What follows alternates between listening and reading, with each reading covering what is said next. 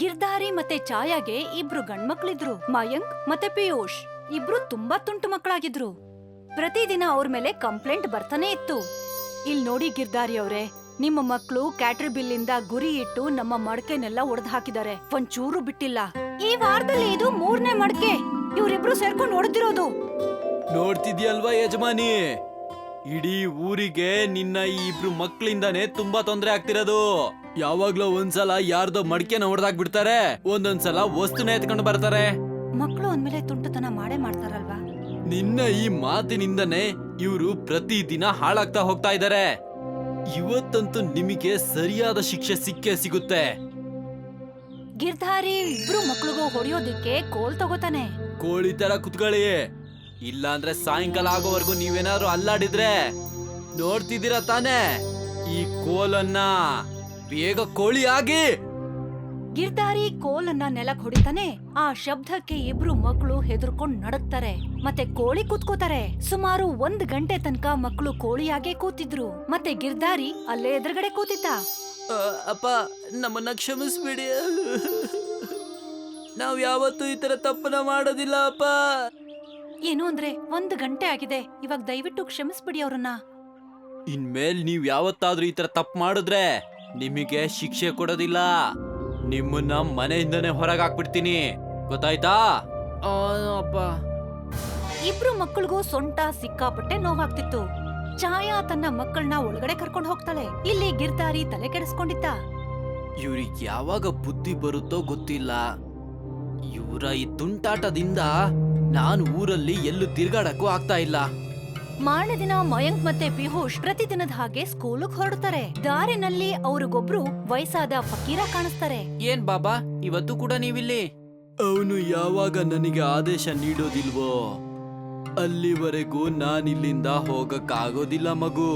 ಆ ವಯಸ್ಸಾದ ಫಕೀರ ಮೇಲ್ ತೋರಿಸ್ತಾ ಇದ್ದ. ಮೇಲೆ ಯಾರಿದ್ದಾರೆ? ಯಾವ್ದಾದ್ರು ಸ್ಯಾಟಲೈಟ್ ಇದೆಯಾ ಅಥವಾ ವಿಮಾನ?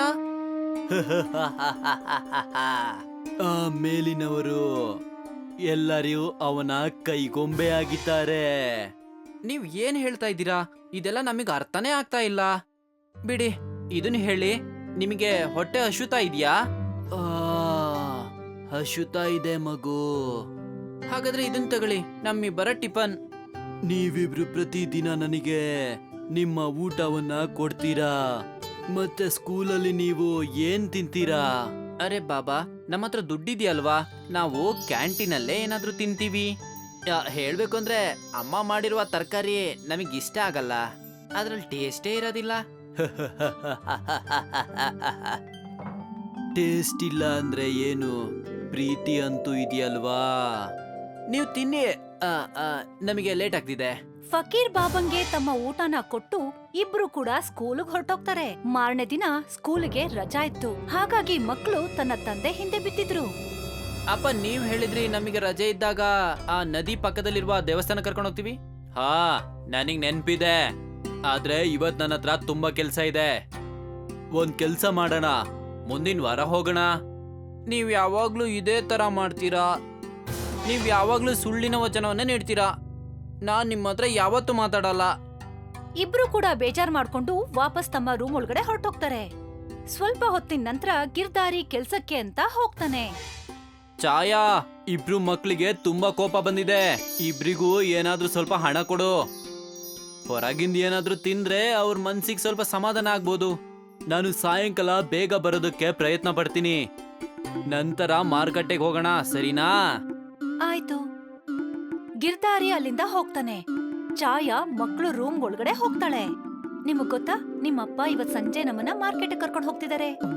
ನಾನು ಹೊಸ ಸೀರೆ ತಗೋತೀನಿ, ನೀನೇನ್ ತಗೋತೀಯ ಮಯಾಂಕ್? ಇದು ಸುಳ್ಳೆ. ಇಲ್ಲ ಪುಟ, ಅವ್ರ ಮನೆಗ್ ಬೇಗ ಬರ್ತಾರೆ. ನಾವು ಮಾರ್ಕೆಟ್ಗೆ ಹೋಗಿ ಹೊಸ ಬಟ್ಟೆ ಮತ್ತೆ ಆಟ ಸಾಮಾನ ಕೊಂಡ್ಕೊಳ್ಳೋಣ. ಪಕ್ಕ? ಮತ್ತವ್ರು ನಿಮ್ಗೆ ದುಡ್ಡು ಕೊಡೋದಕ್ ಹೇಳಿದ್ದಾರೆ. ಅಲ್ಲಿವರೆಗೂ ನೀವಿಬ್ರು ಹೊರಗಡೆ ಏನಾದ್ರೂ ತಿನ್ಕೊಳ್ಳಿ ಮತ್ತೆ ಆಟ ಆಡ್ಕೊಂಡ್ ಬನ್ನಿ. ಮಕ್ಕಳು ತಾಯಿ ಕೈಯಿಂದ ದುಡ್ಡನ್ನ ಕಿತ್ಕೊಂಡು ಮನೆಯಿಂದ ಹೊರಗಡೆ ಓಡ್ ಹೋಗ್ತಾರೆ. ಅವರಿಬ್ರು ಗಾಡಿ ಹತ್ರ ಹೋಗಿ ಅವ್ರಿಗಿಷ್ಟವಾಗಿರೋ ಅಂತ ಗೋಲಾ ತಿನ್ನೋಕ್ ಶುರು ಮಾಡ್ತಾರೆ. ಇನ್ನು ನಾವು ಇಡೀ ದಿನ ಏನ್ ಮಾಡೋದು? ನಾನ್ ಯೋಚನೆ ಮಾಡ್ತಾ ಇದ್ದೀನಿ, ನಾವಿಬ್ರೇ ಆ ನದಿ ಪಕ್ಕದಲ್ಲಿರುವ ದೇವಸ್ಥಾನಕ್ಕೆ ಹೋಗೋಣ. ಆದ್ರೆ ಹೇಗೆ? ನಮ್ಮ ಹತ್ರ ಎಷ್ಟು ಹಣ ಇದೆ ಅಂದ್ರೆ ನಾವು ಬೋಟಲ್ಲೂ ಹೋಗ್ಬೋದು ಹಾಗೂ ಊಟ ಕೂಡ ಮಾಡ್ಬೋದು. ಅಪ್ಪ ಮನೆಗ್ ಬರೋ ಅಷ್ಟೊತ್ತಿಗೆ ನಾವು ದೇವಸ್ಥಾನಕ್ಕೂ ಹೋಗಿ ಬರ್ಬೋದು ಹಾಗೂ ಸಾಯಂಕಾಲ ಅವ್ರ ಜೊತೆ ಮಾರುಕಟ್ಟೆಗೂ ಹೋಗೋಣ. ವಾ, ಇಬ್ರು ಕೂಡ ನದಿ ದಡದ ಹತ್ರ ಹೋಗ್ತಾರೆ. ಆ ಫಕೀರ ಅವರು ನದಿ ಹತ್ರ ಹೋಗೋದನ್ನ ನೋಡಿರ್ತಾರೆ. ಇಬ್ರು ದೋಣಿ ಓಡ್ಸೋನ್ಗೆ ದುಡ್ಡನ್ನ ಕೊಟ್ಟು ಮತ್ತೆ ದೋಣಿ ಹತ್ಕೊಂಡು ದಾಟ್ತಾ ಹೋಗ್ತಾರೆ. ನದಿ ಮಧ್ಯದಲ್ಲಿ ಒಂದು ದ್ವೀಪ ಇತ್ತು. ಆ ದ್ವೀಪದಲ್ಲಿ ಒಂದು ಸುಂದರವಾದ ದೇವಸ್ಥಾನ ಇತ್ತು. ಮಕ್ಕಳು ಆ ದ್ವೀಪದಲ್ಲಿ ಇಳ್ಕೋತಾರೆ ಮತ್ತೆ ಆಟ ಆಡ್ಕೊಂಡು ದೇವಸ್ಥಾನದ ಹತ್ರ ಹೋಗ್ತಾರೆ. ಈ ದೇವಸ್ಥಾನ ಎಷ್ಟು ಸುಂದರವಾಗಿದೆ ಅಲ್ವಾ? ಹಾಗೂ ಇಲ್ಲಿ ಹಣ್ಣು ಕೂಡ ಅಲ್ ನೋಡು. ಇಬ್ರು ಆ ಹಣ್ಣನ್ನ ಕೀಳೋದಕ್ಕೆ ಮುಂದಾಕಿದ್ರು. ಸಮಯ ಹೋಗಿದ್ದು ಅವರಿಗೆ ಗೊತ್ತೇ ಆಗ್ಲಿಲ್ಲ. ಇಬ್ರು ಕೂಡ ತಮ್ಮೊಳಗಡೆ ಮುಳುಗೋಗಿದ್ರು.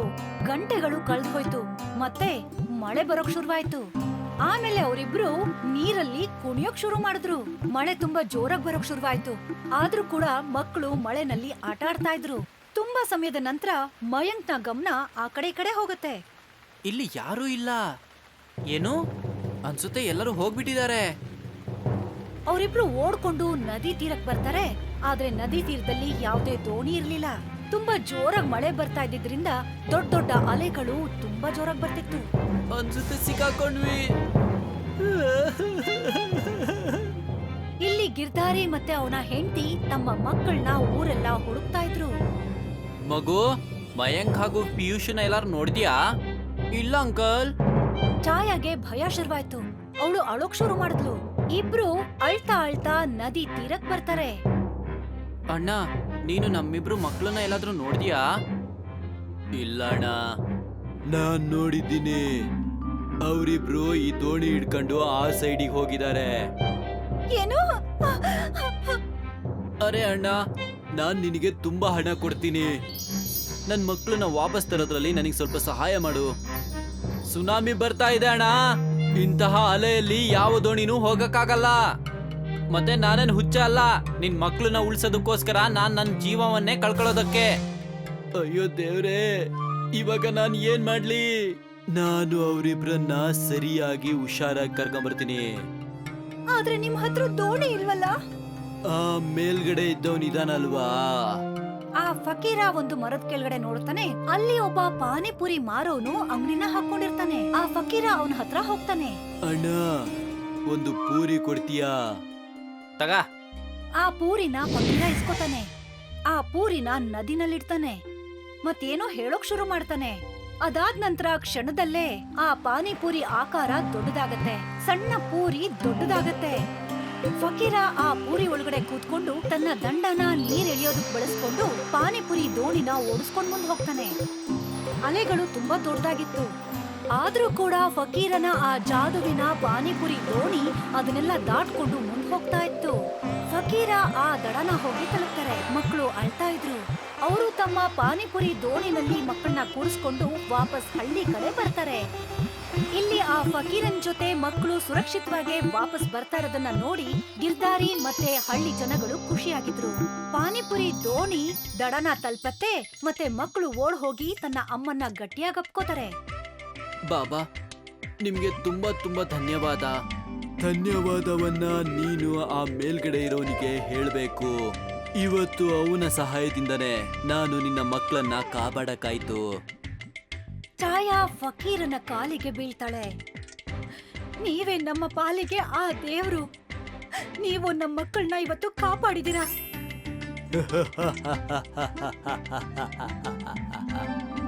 ಮತ್ತೆ ಆ ಫಕೀರ ಅಲ್ಲಿಂದ ಹೊರಟೋಗ್ತಾನೆ. ಬಾಬಾ, ನೀವ್ ಎಲ್ಲಿಗೆ ಹೋಗ್ತಾ ಇದ್ದೀರಾ? ನನ್ನ ಇಲ್ಲಿಯ ಕೆಲಸ ಮುಕ್ತಾಯ ಆಯ್ತು. ನಾನು ನನ್ನ ಸವಾರಿಯನ್ನ ಕಂಟಿನ್ಯೂ ಮಾಡಬೇಕು. ಆದ್ರೆ ನೀವು ಎಲ್ಲಿಗೆ ಹೋಗ್ತಾ ಇದ್ದೀರಾ? ಎಲ್ಲಿಗೆ ಆ ದೇವ್ರು ಕರ್ಕೊಂಡು ಹೋಗ್ತಾನೋ ಅಲ್ಲಿಗೆ ಮಗು. ವಯಸ್ಸಾದ ಫಕೀರ ತನ್ನ ಜಾದುವಿನ ಪಾನಿಪುರಿಯ ದೋಣಿಯಿಂದ ಮಕ್ಕಳ ಪ್ರಾಣನ ಕಾಪಾಡ್ದ.